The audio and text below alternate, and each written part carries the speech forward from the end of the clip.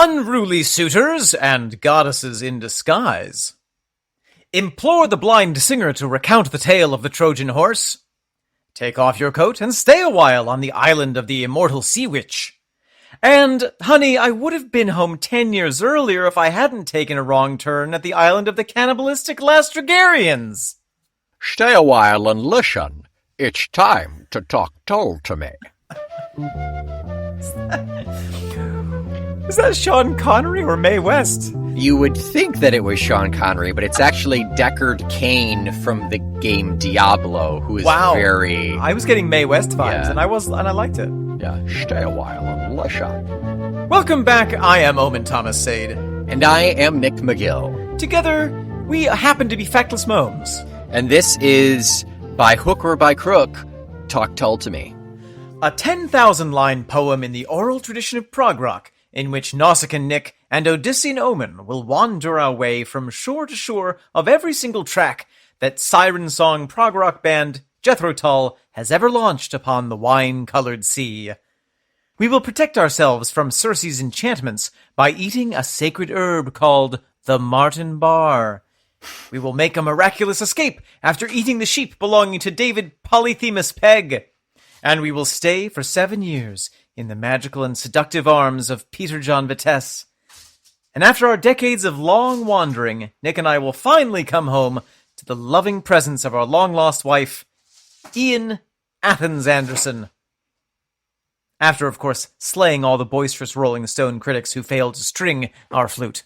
You're very fond of the oral tradition, aren't you, Omen? I'm an oral traditionalist. I think we should stop that there. Nick, welcome back. It's great to see you again. Lovely to see you as well, Omen. Thank you for joining me here in this Tull space. Is that can that be put to an end, please, so I don't have to edit that out? Let me see. Thank you. I don't even know what it is. I mean, I know what it is. I know who it is, but I don't know what it is. Bert. Oh, Bert. Jesus Christ, no. I apologize for that. That was Bert's loudest toy. It's like when people get a kid like a whistle. Yeah. Last year, his Rook's preschool teachers got him 2 whistles at various parts of the year. It's like, what? A whistle and a backup whistle. Have you ever had a child? Nope. Clearly not. Anyway. Here we are, Omen. Here we are to discuss track 1 off of side B of Under Wraps. We're going to talk Nobody's Car today, Omen. Let's not put it in our ears and anti-listen to it. Let's put it in nobody's ears. Ah!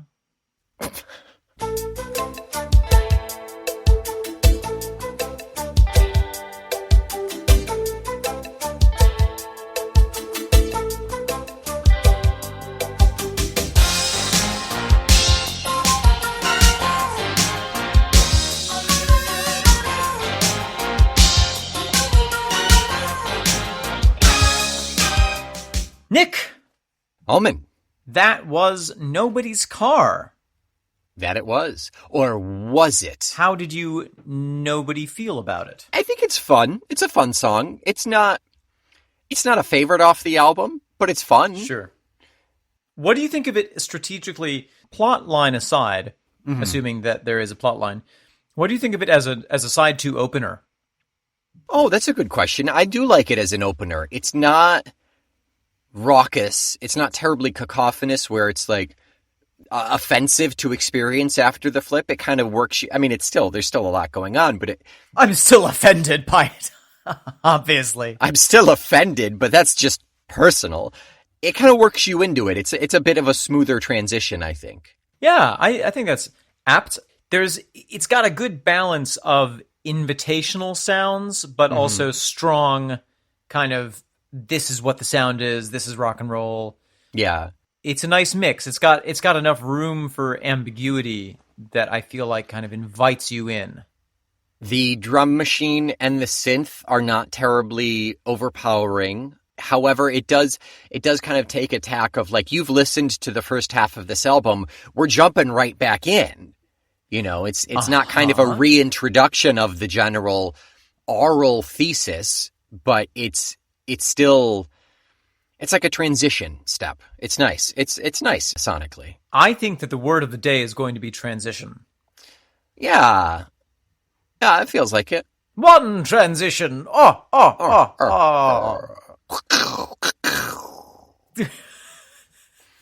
Is that the thunder? That was lightning, thunder, yeah. That was great. You're an amazing vocal Foley artist. All of the Foley on this podcast, start to finish, has just been me. Yeah, it's amazing. Yeah. Even the songs that we play that you think are Jethro Tull recordings, that's just Nick. Full-on covers. I beatbox. I nose flute. Yes. It's Speaking of beatboxing, the drum machine, you said it wasn't particularly, I forget the word you used, it wasn't overwhelming. Yeah. I have been overwhelmed all day. By the drum machine? By the drum machine. By the lack of drum machine in your life? By the question that is gnawing at my soul regarding the drum machine on this track. Go on. I am not convinced that it is entirely in 4/4.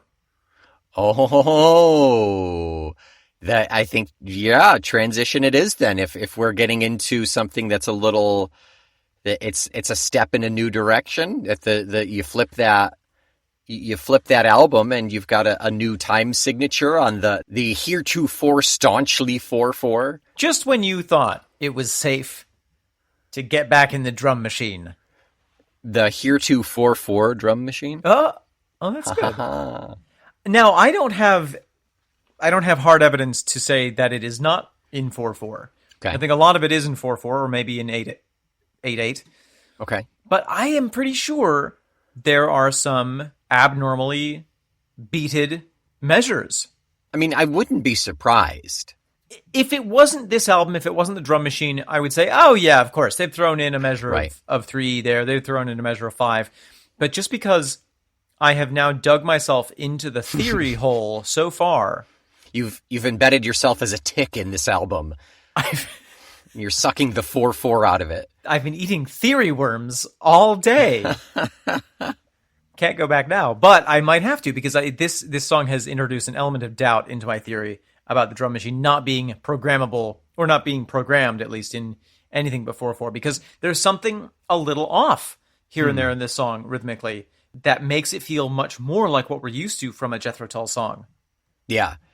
Yeah, who better to do it? You know, they invested an entire half of an album just to pull one over on Omen 30 years later. And it's interesting because if you go to the spy motif, a really good spy movie or mystery movie or suspense movie or book or whatever have you. Comic book, candy wrapper, bazooka comic. However you consume your spy material. But the really good thing about it is when you think you've got it all figured out, the rug of the plot gets pulled out partially from with under you. Yeah. With under you. Grammar. Yeah, it's in there somewhere. I get it. But you know what I mean? It's like, oh, suddenly the big twist that happens halfway through. Yeah. Yeah, and maybe that was planned all along. I doubt it, but it works. It works sonically. It works theoretically. I mean, maybe Ian was working on that absolute meta level of, oh yeah, we're going to keep it in this time signature until this point. That feels more like a thick as a brick or a passion play move, or even honestly, I could see it as something from Too Old to Rock and Roll. It doesn't seem like something that would be overtly planned here, but I mean, I could be wrong. You never can tell. Yeah, exactly. Until we have finally the opportunity to sit down and interview Drumatron. That's right. He has not returned our emails. We should try a fax. He's pretty reclusive at this point. He's left his life of drumming, and he just wants to live his life with his wife Mellotron and their child Xylophon and and their dog Theremin, and just live in the countryside. Yeah, in the binary fields. Yeah.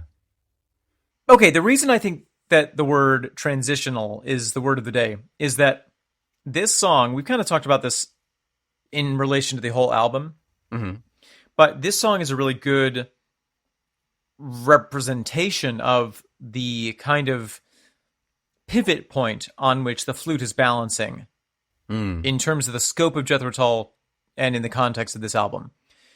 Okay. We are, back in the day, Ian picked up a flute and said, I reckon I can play this, and made some sounds come out of it. Right. If we fast forward to today, he is arguably one of the greatest flute players in the world, both on a classical side of things and on a rock and roll side of things. He really put in the hours. He really went to the flute gym, pounded the flute iron, and got himself some technique. Yeah, he did not skip flute leg days. He really worked it all. Yeah. Never skip flute leg day. No. Yeah, his expertise is growing, and he's really putting in the time here.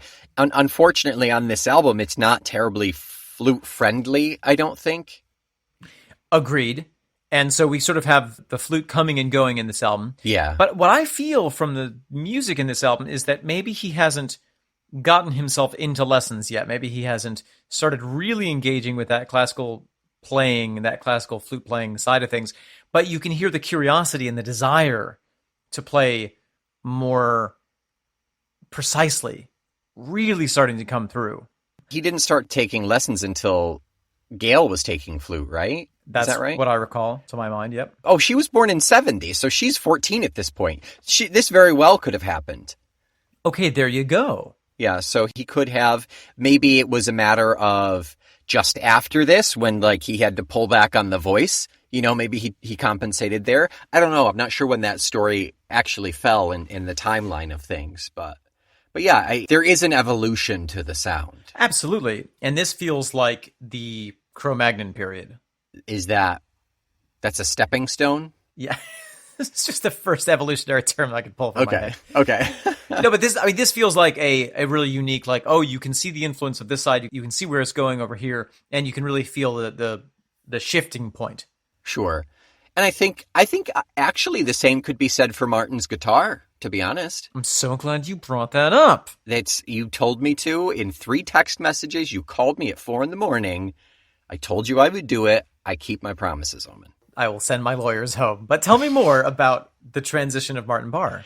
Well, I think we've hinted at this before without really knowing what we were getting into, for lack of a better term. But I mean, he's got that grungy rock feel leading up until this point. Great, love the sound. We love Martin Barre, everything he does.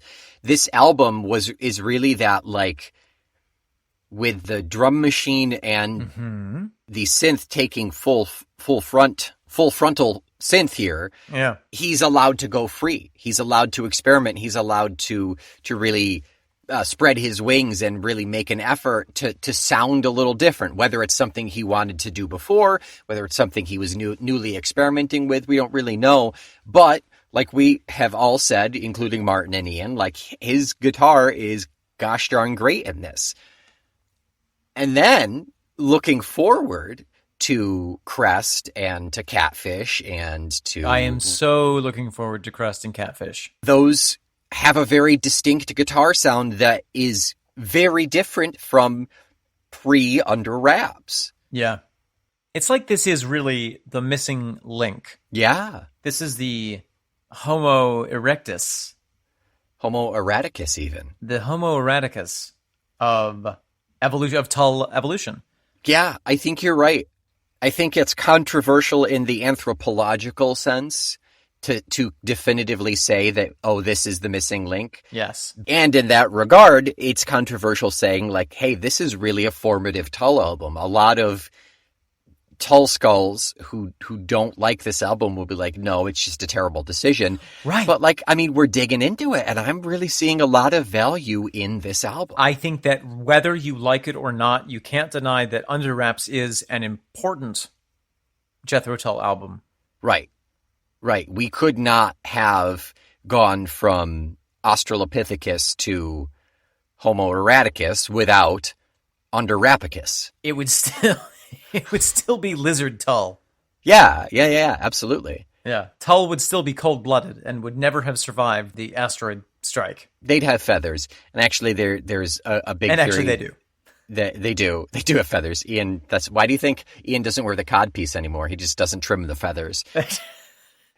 Some dinosaurs were warm-blooded. They've come to realize. I'm so sorry for our dinosaur listeners. I did not mean to misrepresent you. Just want to put that out there. We talked a little bit in our notes and quotes section of a previous episode earlier on in this album about how the presence of the drum machine, while it is frustrating to some listeners, it did give Martin that extremely digitally regimented framework to play within, and you can tell that it really has allowed him to play in a much more mathematical way. Yeah. I think that part of what I'm realizing about Martin Barre is that what makes him so extraordinary as a player is his mathematical precision. Yeah. And if he has to have one part of his brain making sure that he's following along with a human drummer who, no matter how good a drummer is, no matter how good any musician is, they're always going to, move a little bit in time. If he can just put that part of his mind aside, right, and purely focus on the mathematics of his instrument, he plays in this incredible fashion. And I think that maybe what he learned over time was how to find that with now a human drummer. Yeah. But also maybe this was the album where he realized, oh, you know what? I just really need to play everything to a click track, and then we'll combine it in post. Oh, interesting. This is a shifting time of recording. This is really a transitional point in the medium of recording. Technologically, you're saying? Digitologically, yes. Yeah. Everyone has more digits. That's right. 6 fingers. The old 6-finger Martin Barre. Yeah. Very rare edition. Somewhat valuable. Collector's item. Yeah. Yeah, to the right people, it's valuable. But going back, there is some great flute in here. The percussion is fun. Doesn't sound terribly drum machine-y. The bass play is really nice. The synth is really nice in here. They all meld really well together to give us kind of the full feeling of the song, this air of mystery and of uncertainty almost. Oh, yeah. And then they get into, then things get harder, a bit grungier as the stakes in the song rise and the discoveries and there's progress in the story of this song. Things get a bit more hectic and scary, and still it's still a mystery, but it's a more of a dangerous mystery, really. Yeah. This is a really good song that progresses perfectly alongside the feeling of the lyrics, the story of the song. Mm-hmm. I also think that regardless of the question of dropped beats or irregular measures, even if it is in fact 100% in 4/4 time, there are some polymeters, perhaps some polythemuses, where the drum machine is going in one rhythm and the guitar, the bass, the flute, they're doing something counter to that. Ian is doing something even counter to that. So you have that sense of things pulling against each other, things speeding up and slowing down, even if they're not. Oh, is that an example of one of those where everybody kind of falls out of the wave and then they eventually crest at the same time and they fall back together? Is that what that is? I think it is. I think that is probably, to a certain extent, what's happening with this song. And I like it. Yeah, those are always so cool to me. Just that mathematical level of everybody starting at the right time to sound different and then falling back together. I know it's probably not that magically complex for someone who understands music, but it's always really fascinating to hear for a music simpleton like myself. Nick, anything else to say musically about this song? Just that I really like the voice. We don't have the crazy vocal hips and yeeps and narnies and this and that. We do have, though, the Yeah, that's the most of the flavor, really. But even Ian's kind of grungy voice in the back every now and then. Nobody's car, when he gets really grumbly. Yeah. Nobody's car.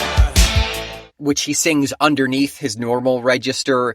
And then at other points, he's singing a little bit higher, or maybe it's Peggy, I'm not sure. But the vocal layering in here is really nice. I do like it. And most of what Ian is doing is very clean. Reminds me a little bit of Sting. Okay. Nobody's Sting. Nobody's sting. Bum, ba-dum, bum, ba-da-da-da-da. Yeah. Well, Nick, if there's nothing else musically, I would love to step into the Steam Factory. Oh, sure. And take a quick break. Yeah, I could use a good steam. Let's go.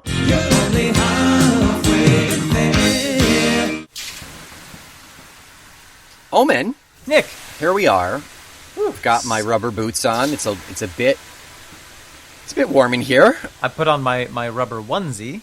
Nice. Very nice. Very nice. I like the old-timey swimsuit feel that you've got going on there. Thank you. Yeah. Oh, my goodness. Yeah. All the steam is making me thirsty. Yeah. I'm glad Mary delivered you that, and Marley just handed me a piece of, I think this might be papyrus? Marley! I'm not quite up on my ancient writings, but... I suggest reading it before the ink melts off. Oh, yeah, it's probably not. Yeah, okay. It's not airproof. Thank you, Marley. Thank you. I appreciate It's not that. airproof? You mean it's not waterproof? It's not airproof or waterproof. Oh, nor gosh. earthproof nor fireproof. Okay. I don't know why we have it then. It seems impractical, but... Quick, read it before something else happens. Well, we've got ourselves a new writer inner, believe it or What? not. It's been a while. Thank you, new writer inner. I think I have a new writer inner sting. Quiet innocence. This is exciting. This is from writer inner Jim, and the subject is Tull. And we will dive in. Jim says, I don't know where to start except to say thank you. Oh. For years and years, I always felt alone on my rock island, completely loving the writing and glorious sounds of Jethro Tull, the greatest band that ever has and ever will be on the face of this planet, and forever ingrained into the DNA of my bloodstream. And then a couple of years ago, while playing around with the newfangled radio in my new truck on my way to Boston from Maine, I found you guys. Amen, brother. I don't know how you found us on the radio. Must have been like a Spotify or something. I'll take it. If Boston is putting out Talk Tull to me, I would love to see a check, but I mean, I'll take it. It's great. I've never heard anyone appreciate and know JT like I do. But now I have, and I thank you. You are beyond honest, educated, and most importantly, real Tull fans. We are beyond educationable. Educatable. Thank you. It all started when I was a kid alone in a gremlin while waiting for my older brother to come back for me in a hospital parking lot. There's a story in that. I think he was babysitting me that day. He left me the keys and said, do what you want. So I turned the key to leave. I think I was about 12 years old, and before deciding to take off for a spin, I thought, I need some music for my cruise. There was a ton of trash and 8-track cassettes thrown all over the floor, so I started popping them into the slot and would listen for a few seconds and hated everything. But then a lime green 8-track caught my eye. I put it in, heard the first note, and I have never been the same person since. Never have I heard such wonderful and glorious rip-rocking sounds come from a set of stereo speakers. I thought I was part of a musical miracle, and I never left the parking lot that day. Thank God. Can you imagine if my friends saw me driving a gremlin? Anyway, the lime green 8-track was the best of JT. I listened to it approximately 7 million times, give or take a million, then proceeded to buy every album that predated the best of cassette. I have thankfully experienced the release of every album since. All Tull did was get better and better. SF the W, SW, BS, C of K, R to B, RD, RA? I mean, come on! Can anyone even come close? Of course not. You know it, and I can't wait to hear more from the two of you about Tull. I really appreciate it. I now listen to the two of you on my phone blowing through some sort of Bluetooth speaker I bought on sale while I work in my home office, and I absolutely love it. Please keep up the good work and fun times. You always make my day. One of your listeners, Jim. Jim, thank you so much for your jump start. And what a jump start. Yeah. Can we address the fact that you first heard Tull in an AMC Gremlin? Probably needed to jumpstart the gremlin, so appropriate. For anyone who doesn't know, the Gremlin was an AMC subcompact introduced in 1970 and is often included on the list of the top 10 ugliest cars ever made. It's very boxy. It's always the butt of jokes, too. I believe that's the car that Garth drives in Wayne's World. I believe the Mirthmobile is a Gremlin, I think. That would make sense. I think they're kind of cool looking. I would want one. Yeah, nowadays they're pretty cool. I'd be very surprised to find one running, though. Anyway, thank you, Jim. Greatly appreciated. Love the jump starts, love reaching out, love new writers inners. We love old writers inners, too. I don't care how old you are. I don't care what age you are. Write into us, please. We love the writer's innards. Ooh.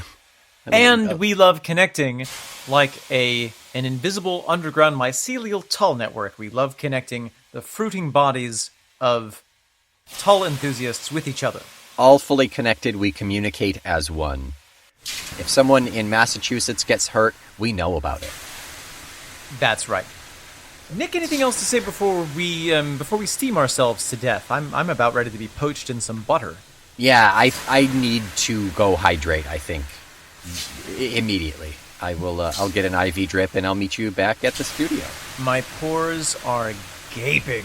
I've fallen through your pores. Horrifying imagery. Oh, hello there, Nick. Here we are. Omen, here we are, ready to go, ready to discuss the contents of this dramatic and high-tension song. How do you feel about Nobody's Car? What's the story here? Ooh, I love it.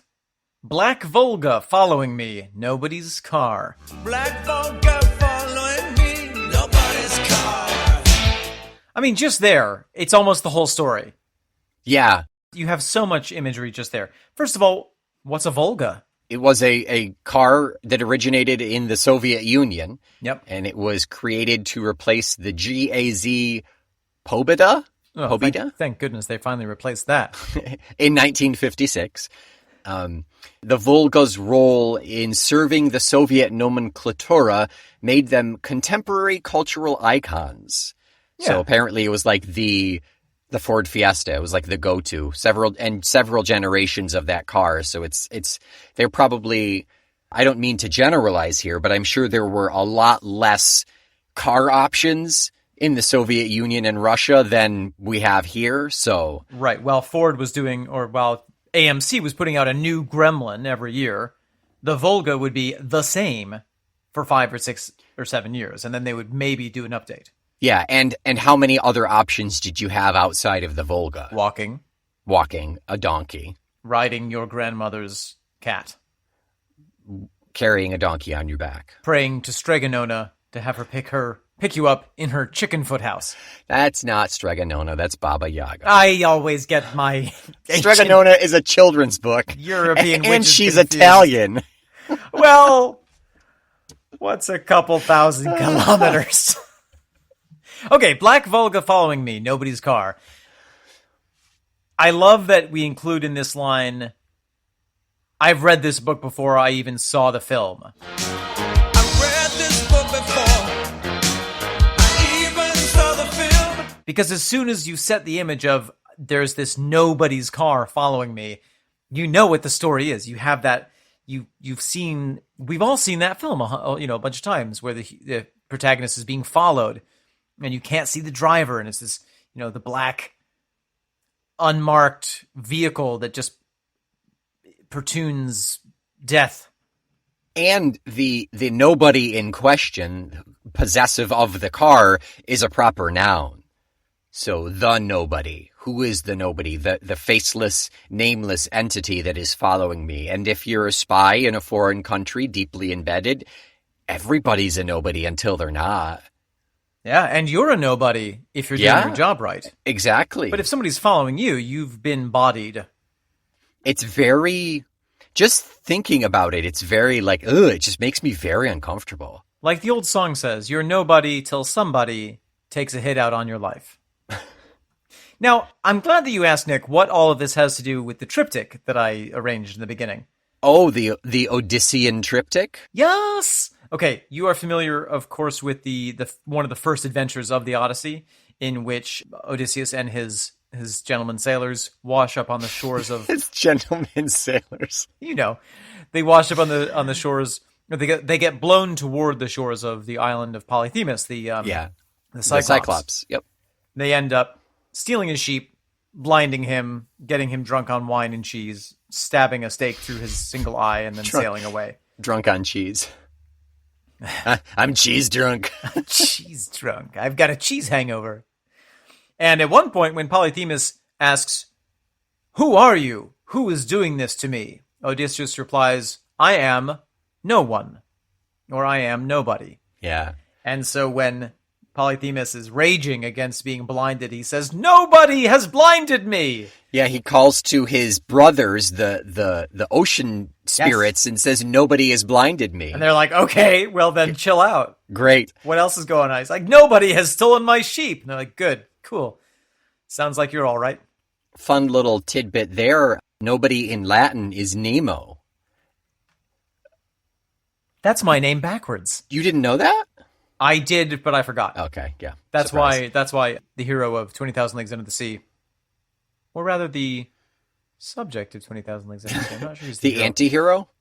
He's sort of an anti-hero. He's the Deadpool of Jules Verne, right?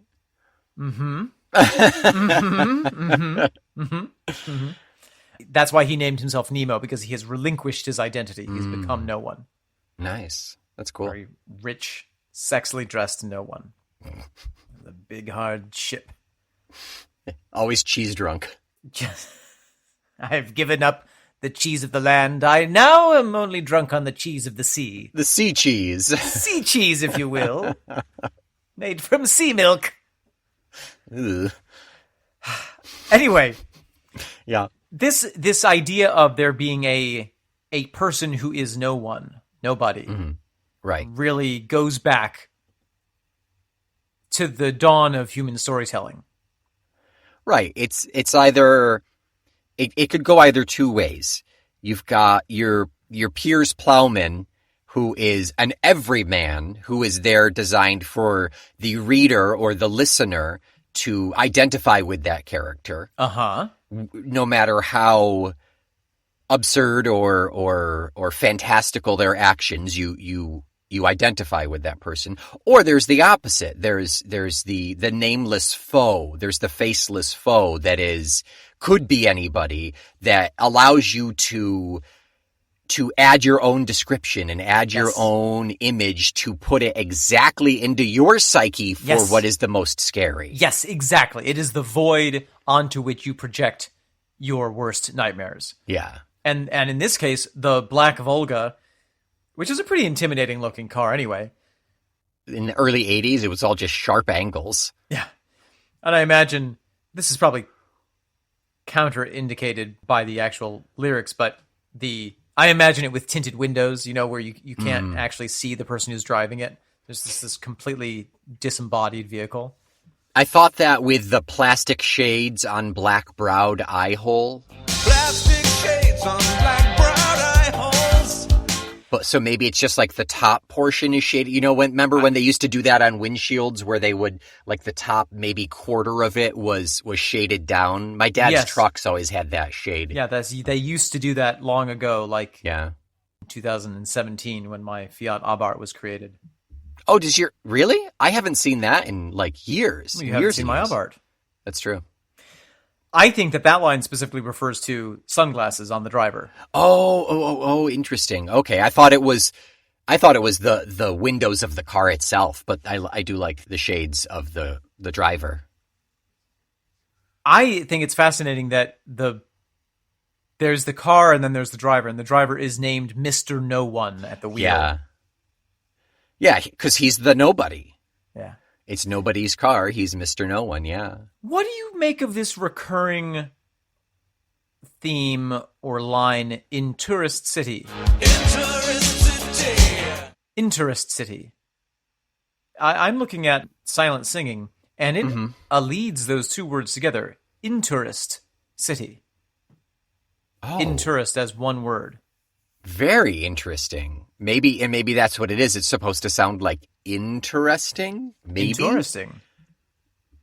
Like in the sentence, so careful how you drive in Tourist City, makes sense. Intourist is a Russian tour operator headquartered in Moscow. It was founded on April 12th, 1929, and serves as the primary travel agent for foreign tourists in the Soviet Union. There it is. It is the Intourist city. Wow. So yeah, you're saying, okay, so at the very end of the first verse, it's in Tourist City.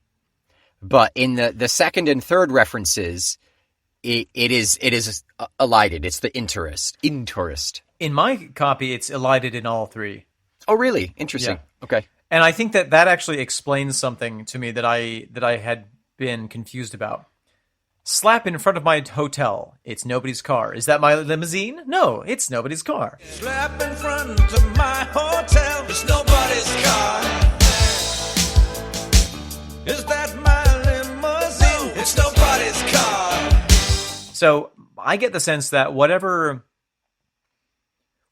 front our spy character is using, it involves the Russian tourist service.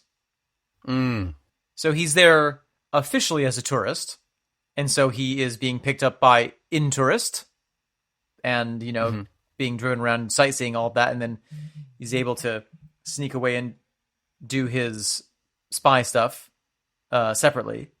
What better way to blend in than to be like tourist, an obnoxious tourist? Yeah. But then he comes out for his tour down to go circle Red Square, and instead of his limousine, there's this unmarked, non-governmental, non-bureau vehicle. Terrifying. Yeah. How did they know he was staying there?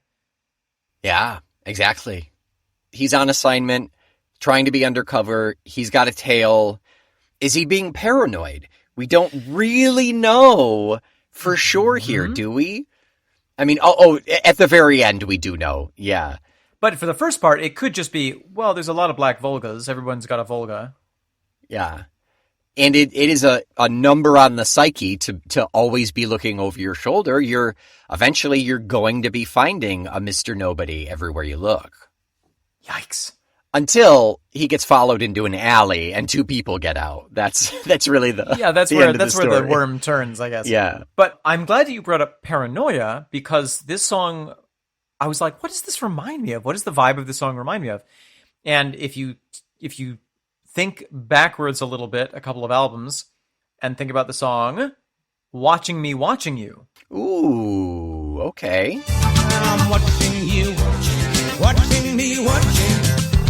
This has a similar kind of feeling where he is being followed, he's being watched, and it's that eerie sensation where the hairs on the back of your neck start to rise, and you're just like, something's not quite right. Someone is looking at me. Yeah. In not the way that I would prefer.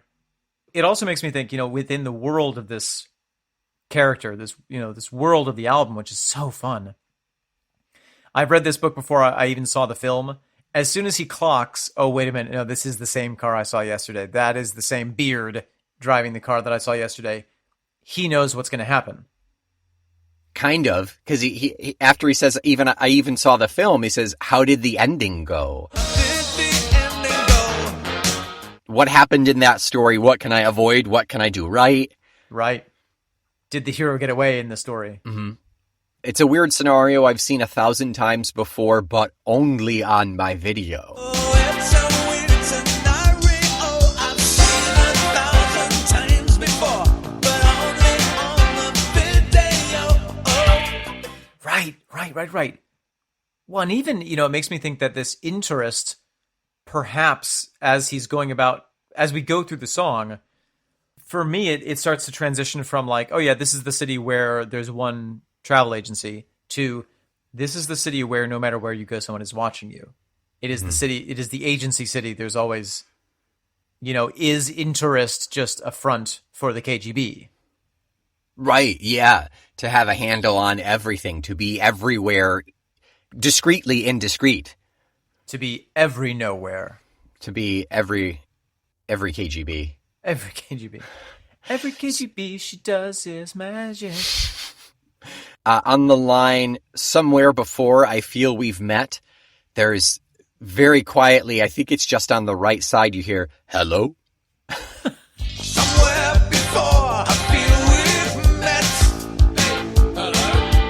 So this last verse is Yes. they chase him into the alley.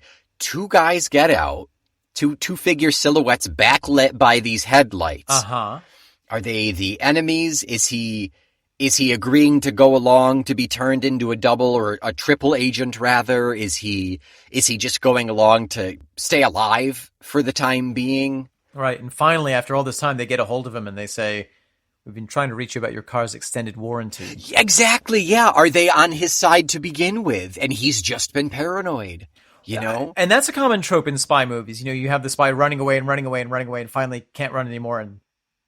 And somebody's like, well, you're a hard man to reach. Here's your assignment from your boss. Here's your candygram. Yeah, yeah, and we don't know. I agreed to go along with all they asked of me. In Tourist City, I drive nobody's car. I agreed to go along with all they asked of me. In Tourist City, I drive nobody's car.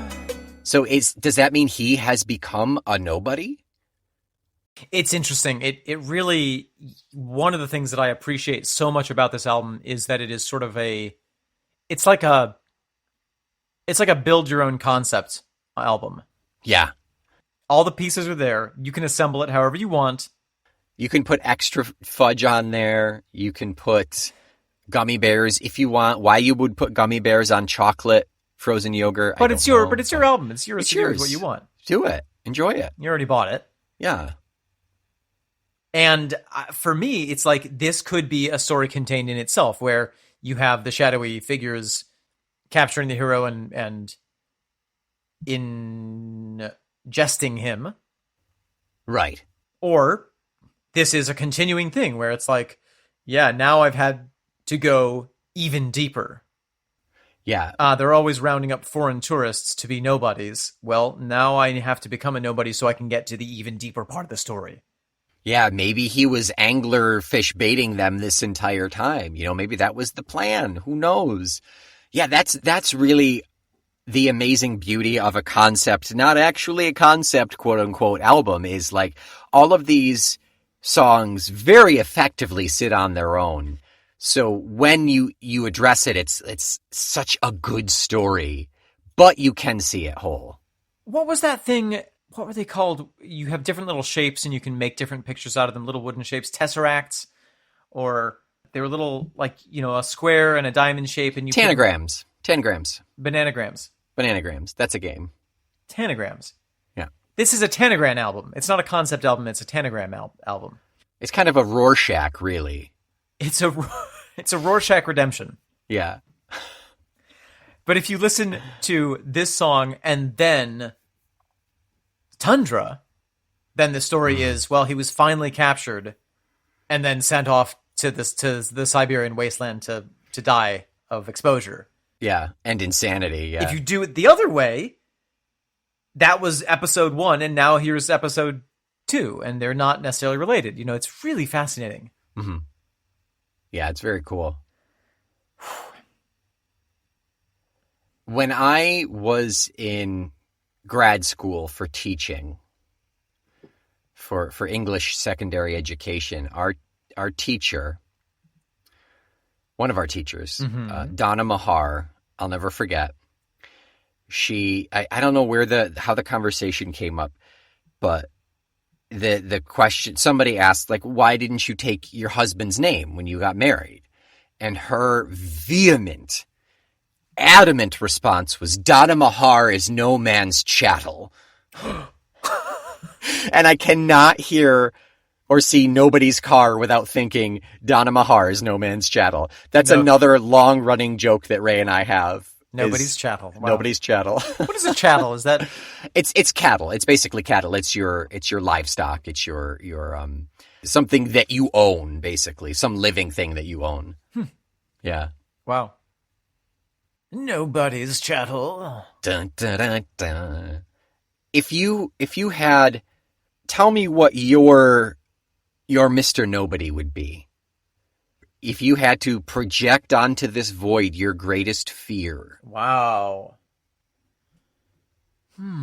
Could be an impossible embodiment. We're getting close to Halloween. It's Actually, this will probably drop after Halloween, but Oh, that's an interesting question. oh, this drops literally the day after Halloween. So on Dia de los Muertos, Omen, tell us your greatest fear. For All Saints Day. So recently we had Hurricane Ian come through Florida. Yes. And my wife and I were exceptionally lucky. Yeah. We really were fine. We had a leaky skylight that I will definitely patch one of these days. Did you just say patch or thatch? I'm going to thatch it, Nick. Yes. Going to have the only thatched skylight in Orlando. Oh, it's a commodity. It's gonna go around like hotcakes. Everybody's gonna Better want one of Homes those. and Gardens. Yeah. A thatched skylight is all the rage. But the hurricane was terrifying, and it made me think of something that my dad had always said, which was, because he lived in Puerto Rico for a long time. He always said, I would rather go through 10 upstate New York snowstorms than one tropical hurricane. And I was like, well, that doesn't sound reasonable. But I figured out why that is. It's, if a snowstorm is coming, if it gets very, very cold, if you have taken all the correct steps, you will be fine. Yeah. Yeah, you just dig yourself out. Yeah. If you have insulated your building correctly, if you have enough fuel, if you have enough food, you can be snowed in for as long as you want. You'll be totally fine. You might be bored, but you'll be fine. Yeah. With a hurricane, you can take every correct step there is, and it will still destroy your life. It does not care. Yeah. Not that the snowstorm cares, but the snowstorm gives up more easily. It's like, oh, just drop snow, whatever. And then it goes away. I don't think I'll ever forget the feeling of powerlessness that I felt when I was watching. And we didn't flood. Our house wasn't flooded, but there was a point when I didn't realize that the water had crested yet, and it was very close to the house. It was only a couple of feet away. Yeah. And I was like, there is nothing that I can do to stop this water rising. And if it does continue to rise, there's nothing I can do to keep it from coming into the house and wrecking all of our stuff. And I have nothing. There's nothing I can do. That sense of powerlessness is something that I think really is frightening for me. That's pretty scary. The feeling the power of nature firsthand like that, it's very humbling. Very, very erotic. Very. Yes. Oh, it's like, what was that Stormwatch song? Seal Driver. No. It was it Dunringle? Old Ghosts? One of them that was like, maybe it's Dunringle, the power of like looking out over the ocean and don't go down there alone. I think it was Dunringle. Yeah. Yeah. Scary. Nick, before I ask you what your greatest fear is, or your one of your top 10, I am reminded of, do you know the film Butch Cassidy and the Sundance Kid? I am familiar, yeah. There's the wonderful, toward in this sort of last fourth of the film, they are being pursued by these 3 or 4 horsemen. Mm-hmm. And they keep running away and running away and running away and running away. And they're like, finally we've lost them. Then they look back and there they are. And they start developing this mythology around these horsemen who aren't exactly gaining on them, but they can never get quite far enough away to where they can't see them anymore. They can never lose them. And they start feeling like they are literally the horsemen of the apocalypse that they're running away from. And no matter how fast they run, no matter how many tricks they have up their sleeve, it is just inevitable that these guys are going to catch them. And you really start to get the sense of terror from them. I love that part of the film. Yeah. What a good movie. What would you project onto your faceless follower? Just ants. Just a pile of ants. Do you not like ants? I fucking hate ants. Really? Yeah. Swarming. Any like... Oh, I can't. They I aerate can't. the soil. If there's one in the house, I will destroy it. But if there's like a line of them, I have to run screaming to Raven. There's no such thing as one ant. Well, one that I can see. If they come out one at a time, I'll handle them. It's great. It's totally fine. I will handle all 36 bajillion of them. I'll just sit there and wait for them to come out one by one. Yeah. Drive nobody's car. Drive nobody's car.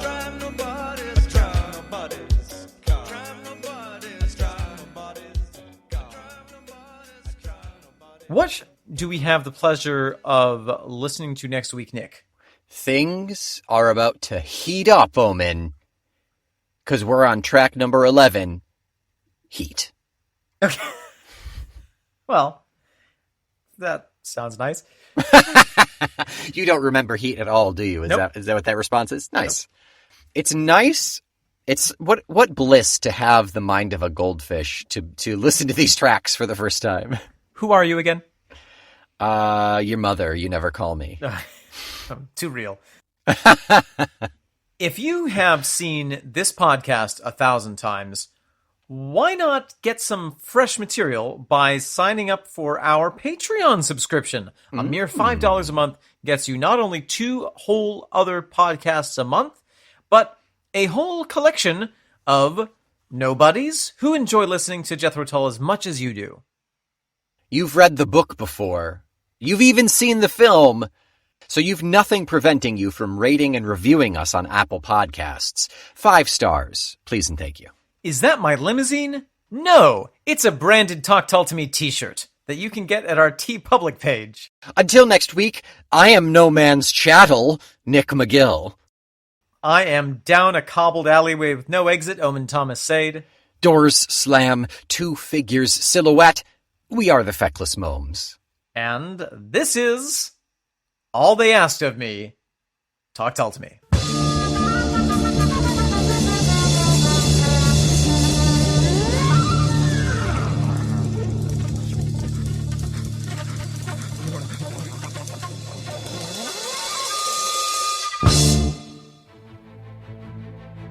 Hurtin' nobody's car called Donna Mahar.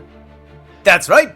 Whether you are a workman who got fell on by nobody's power tool, or you fell in nobody's hole, you can count on Donna Mahar Lawyer. Did you trip on a broken sidewalk? Call Donna Mahar.